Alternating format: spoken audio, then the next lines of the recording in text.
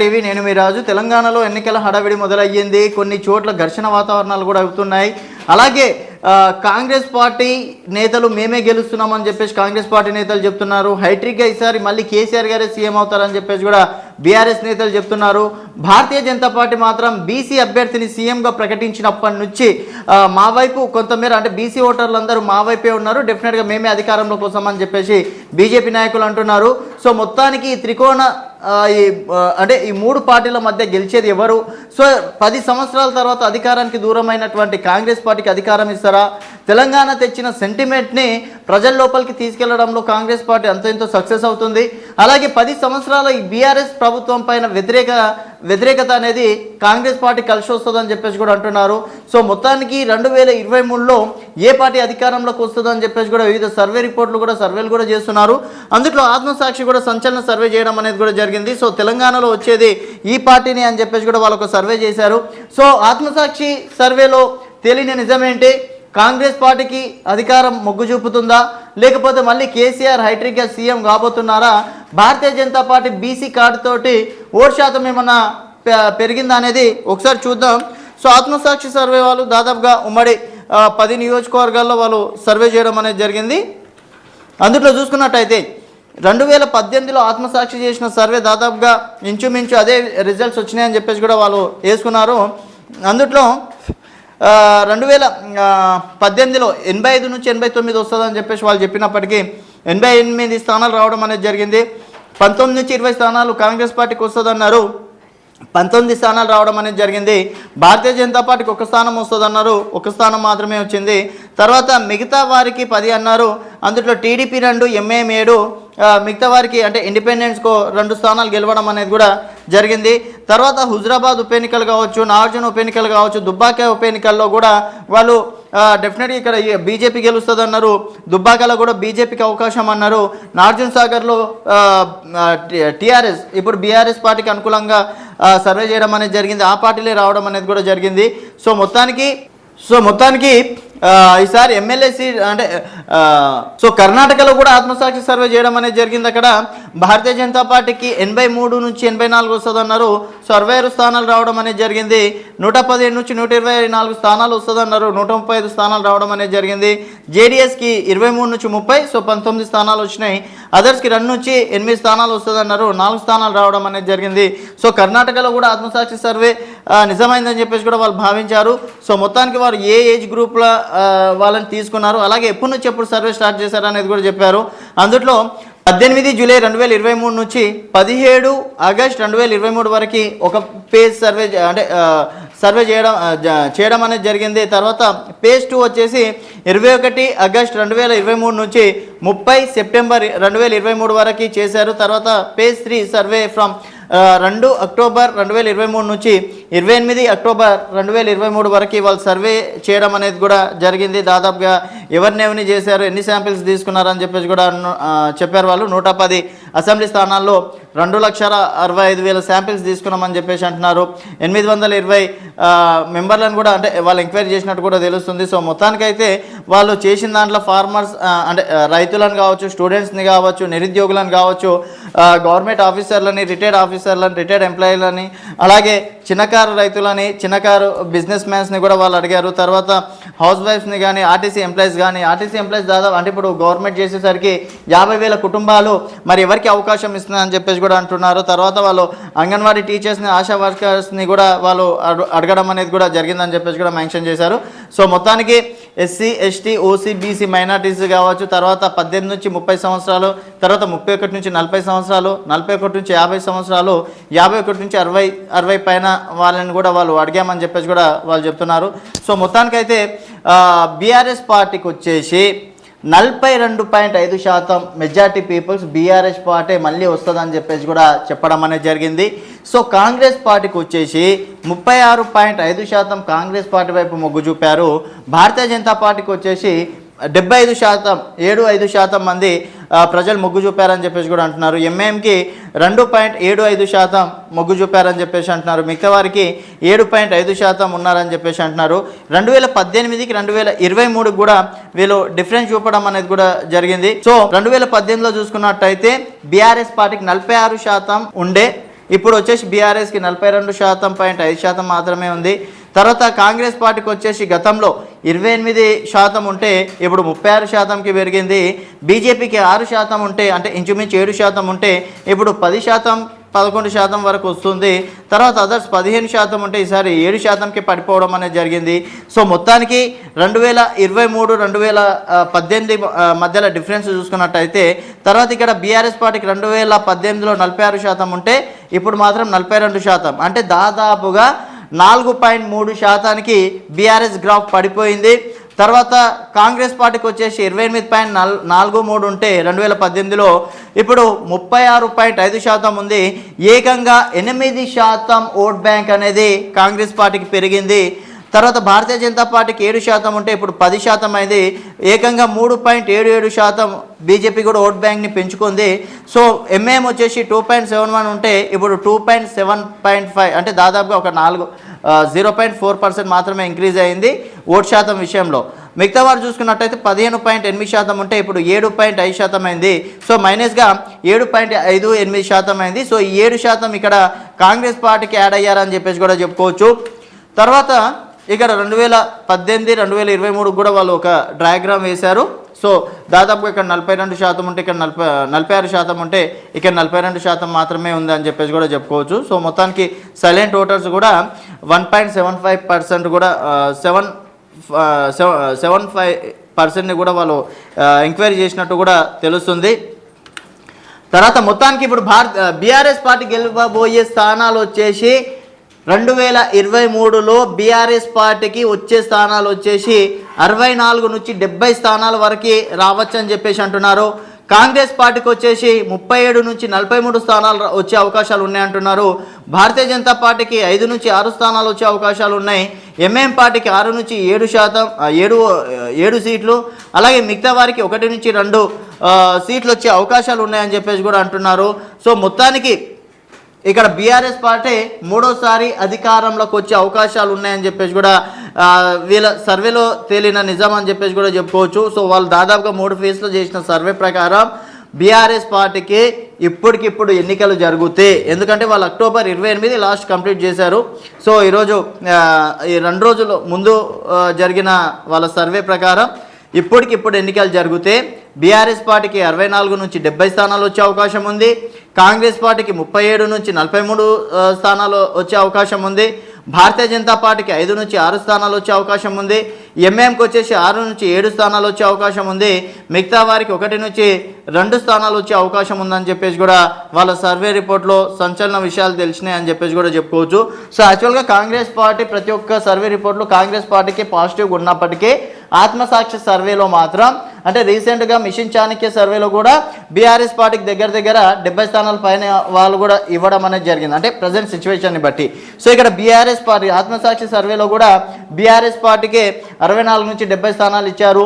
So ఇంకా Bharatiya Janata party టికెట్లు ఇంకా డిక్లేర్ కాలేదు కాబట్టి సో ఆ టైంలో కూడా ఇవి చేంజ్ అయ్యే అవకాశాలు ఉంటాయని చెప్పేసి కూడా చెప్పుకోవచ్చు.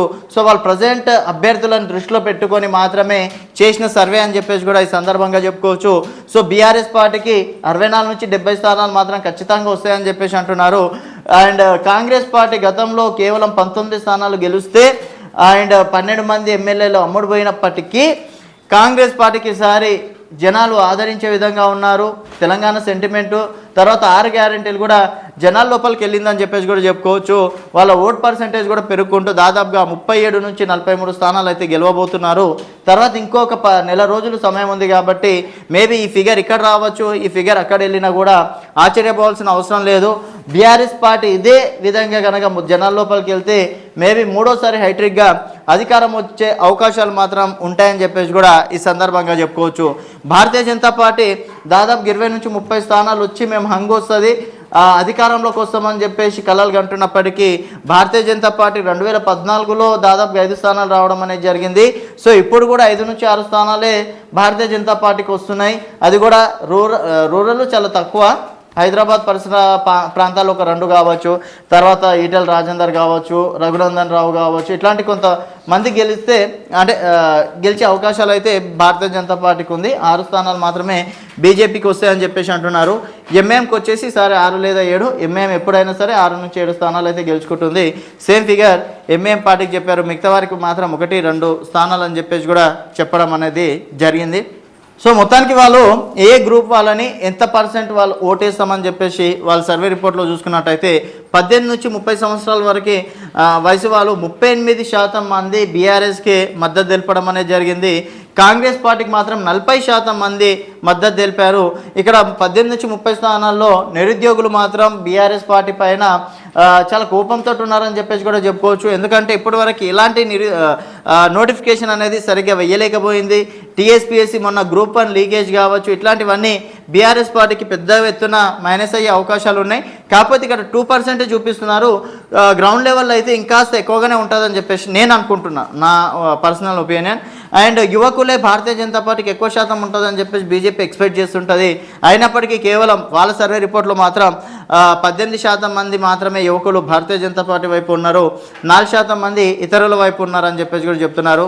31 నుంచి 40 సంవత్సరాల వరకు బీఆర్ఎస్కి 40%, కాంగ్రెస్ పార్టీకి 41%, భారతీయ జనతా పార్టీకి 11%, మిగిలిన వారికి 8%.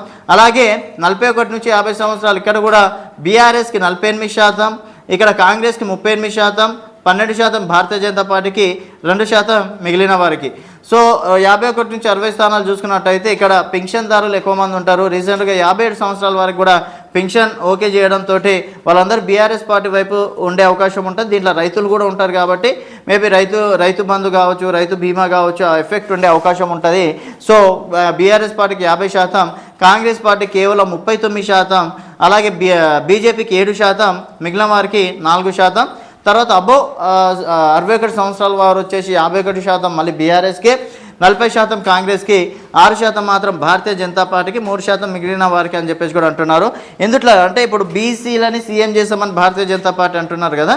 సో ఇక్కడ మరి బీసీలను ఎంతమంది నమ్ముతున్నారు? ఇక్కడ చూసుకున్నట్టయితే బీసీ సీఎం అనేది రీసెంట్గా ఒక 5 రోజుల ముందు అమిత్ షా చెప్పడం అనేది జరిగింది. వీళ్ళు దాదాపుగా జూలై నుంచి సర్వేలు చేస్తున్నారు కాబట్టి మేబీ ఇక్కడ బీజేపీకి బీసీ ఓట్ బ్యాంక్ అనేది పెరిగే అవకాశాలు ఉంటాయని చెప్పేసి కూడా నేను ఎక్స్పెక్ట్ చేస్తున్నా. అండ్ ఇప్పుడు కాంగ్రెస్ పార్టీ కూడా రీసెంట్గానే సెకండ్ లిస్ట్ వచ్చింది కాబట్టి మరి అది మైనస్ అవుతుంది కొన్ని చోట్ల అయితే ప్లస్ అవుతుంది. ఈ లెక్కలు కూడా తారుమారయ్యే అవకాశాలు కూడా ఉండే అవకాశాలు అయితే ఉన్నాయి.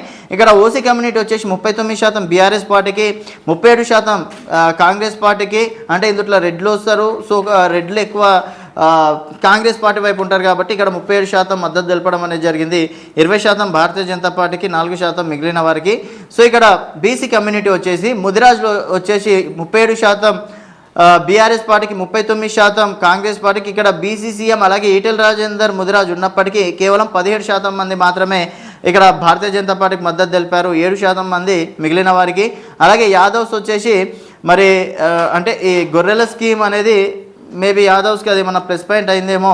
ఇక్కడ 50% మంది మాత్రం బీఆర్ఎస్కి, 32% కాంగ్రెస్కి, 16% బీజేపీకి, 2% మంది మిగిలిన వారికి. పద్మశాలీలు వచ్చేసి 40% బీఆర్ఎస్కి, 33% కాంగ్రెస్ పార్టీకి, 25% బీజేపీకి. సో ఇక్కడ పద్మశాలీలు ఎక్కువ భారతీయ జనతా పార్టీకి 25% అయితే మొగ్గు చూపారు, 2% మంది మాత్రం మిగిలిన వారికి అని చెప్పేసి చెప్పుకోవచ్చు. గౌడ్స్ కులంకి చెందినవారు 49% బీఆర్ఎస్కి, 36% కాంగ్రెస్ పార్టీకి, 12% బీజేపీకి, 3% మాత్రం మిగిలిన వారికి.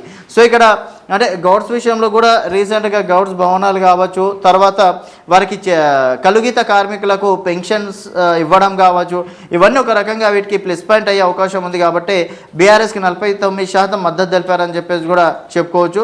సో కంసాలికి వచ్చేసి 46% బీఆర్ఎస్, 32% కాంగ్రెస్, 19% బీజేపీ, 3% మిగిలిన వారికి అని చెప్పేసి కూడా చెప్పుకోవచ్చు. సో ఈ విధంగా ఎస్సీ కమ్యూనిటీకి వచ్చేసి మాల 41% కాంగ్రెస్కి, వాళ్ళు కరెక్టే ఉన్నారు, 15% మాత్రం బీజేపీకి, 3% ఇతరులకి. మాదిగా ఓట్ బ్యాంక్ వచ్చేసి 45% బీఆర్ఎస్కి, 37% కాంగ్రెస్ పార్టీకి, 12% బీజేపీకి ఉన్నారు. సో ఇక్కడ దళిత బంధు అంతో ఎంతో పనిచేసిందని చెప్పేసి కూడా చెప్పుకోవచ్చు. ఎస్టీ కమ్యూనిటీకి వచ్చేసి 46% బీఆర్ఎస్కి, 34% కాంగ్రెస్కి, 14% బీజేపీకి, 6% మాత్రం ఇతరులకు అని చెప్పేసి వీళ్ళ సర్వేలో చెప్తున్నమాట. సో మొత్తానికి రూరల్లో అర్బన్లో చూసుకున్నట్టయితే బీఆర్ఎస్ పార్టీకి 50% ఉన్నారు రూరల్లో, అర్బన్లో వచ్చేసి 42%, కాంగ్రెస్ పార్టీకి రూరల్లో 40%, తర్వాత అర్బన్లో వచ్చేసి 36%, ఇక్కడ బీజేపీకి రూరల్లో కేవలం 5%, అర్బన్లో మాత్రం 18% అని చెప్పేసి కూడా వాళ్ళు పర్సంటేజ్ వైజ్గా చెప్పారు. మిగిలిన వారికి రూరల్లో 5%, అర్బన్లో 4% అని చెప్పేసి కూడా చెప్తున్నారు. సో ఇక్కడ స్టూడెంట్స్ అన్ఎంప్లాయ్మెంట్స్ కూడా వాళ్ళు ఇవ్వడం అనేది కూడా జరిగిందని చెప్పేసి కూడా చెప్పుకోవచ్చు. తర్వాత ఇక్కడ రిచ్, మిడిల్ క్లాస్, పూర్వాలు వచ్చేసి ఎక్కువ శాతం బీఆర్ఎస్కి మద్దతు తెలిపారు. ఇక్కడ మిడిల్ క్లాస్ కూడా బీఆర్ఎస్కే తెలిపారు, రిచ్ కూడా బీఆర్ఎస్కి మద్దతు తెలపడం అనేది కూడా జరిగిందని చెప్పేసి కూడా చెప్పుకోవచ్చు. వెరీ పూర్ కూడా ఇక్కడ బీఆర్ఎస్కి 51%, కాంగ్రెస్కి 42%, బీజేపీకి 4% మంది మాత్రమే వాళ్ళ మద్దతు తెలపడం అనేది కూడా జరిగింది. సో మొత్తానికైతే హిందువులు వచ్చేసి 46% బీఆర్ఎస్కి మద్దతు తెలిపారు, 40% కాంగ్రెస్ పార్టీకి. హిందూ ఓట్ బ్యాంక్ మొత్తం కలుపుకుంటే 12% మంది మాత్రమే భారతీయ జనతా పార్టీకి, 2% మిగిలిన వారికి. ముస్లిమ్స్ వచ్చేసి 47% బీఆర్ఎస్కి, 44% కాంగ్రెస్ పార్టీకి, 3% బీజేపీకి, 6% మిగిలిన వారికి. క్రిస్టియన్ వచ్చేసి 45% బీఆర్ఎస్కి, 42%. సో ఇక్కడ క్రిస్టియన్ ఓట్ బ్యాంక్ అలాగే ముస్లిమ్స్ ఓట్ బ్యాంక్ కూడా బీఆర్ఎస్కి, ఇక్కడ కాంగ్రెస్కి అయితే ఇంచుమించు సేమ్ ఉందని చెప్పేసి కూడా చెప్పుకోవచ్చు. కేవలం ఒక 2-3%లో ఇక్కడ ముస్లిం ఓట్ బ్యాంక్ వచ్చేసి ఒక 3% ఎక్కువగా ఉంది బీఆర్ఎస్కి. మేబీ ఎంఏఎం సపోర్ట్ కూడా ఒక రకంగా ప్లస్ కావచ్చు. క్రిస్టియన్ ఓట్ బ్యాంక్ కూడా ఒక 3% బీఆర్ఎస్కి ఎక్కువగానే ఉందని చెప్పేసి కూడా ఈ సందర్భంగా చెప్పుకోవచ్చు. ఓవరాల్గా చూసుకున్నట్టయితే ఓట్ షేరింగ్లో 46% బీఆర్ఎస్, 43% కాంగ్రెస్, 8% బీజేపీ, 3% మంది మాత్రం ఇతరులు అని చెప్పేసి కూడా అంటున్నారు. సో ఒకసారి ఎవరికి ఎన్ని స్థానాలు వస్తాయనేది చెప్తాను. బీఆర్ఎస్కి మాత్రం 64 నుంచి 70 స్థానాలు, కాంగ్రెస్ పార్టీకి వచ్చేసి 37 నుంచి 43 స్థానాలు, బీజేపీకి వచ్చేసి 5 నుంచి 6 స్థానాలు, ఎంఏఎంకి వచ్చేసి 6 నుంచి 7 స్థానాలు, మిగిలిన వారికి 1 లేదా 2 స్థానాలు వచ్చే అవకాశం ఉందని చెప్పేసి కూడా వాళ్ళ రిపోర్ట్లో సంచలన విషయాలు అనేది తెలిసినాయి. సో మొత్తానికి ఇప్పుడున్న పరిస్థితుల్లో ఏమో కాంగ్రెస్ పార్టీ అధికారంలోకి వస్తుంది అంటున్నారు. ఇక్కడ సర్వేలు ఏమో దాదాపుగా 70 స్థానాల వరకు బీఆర్ఎస్ పార్టీకి వచ్చే అవకాశాలు ఉన్నాయని చెప్పేసి అంటున్నారు. మరి భారతీయ జనతా పార్టీ ఎంత లేదనుకున్నా బీసీ సీఎం అనే కార్డు మీద దాదాపుగా ఒక 15 స్థానాలు అయితే గెలుస్తుందని చెప్పేసి అంటున్నారు. సో ఆత్మసాక్షి సర్వే ఎంతవరకు నిజం అని చెప్పేసి మీరు భావిస్తే మీ అభిప్రాయాలను కూడా కింద కామెంట్ రూపంలో తెలియజేయండి. చూస్తూనే ఉండండి వైబ్రాంట్ టీవీ.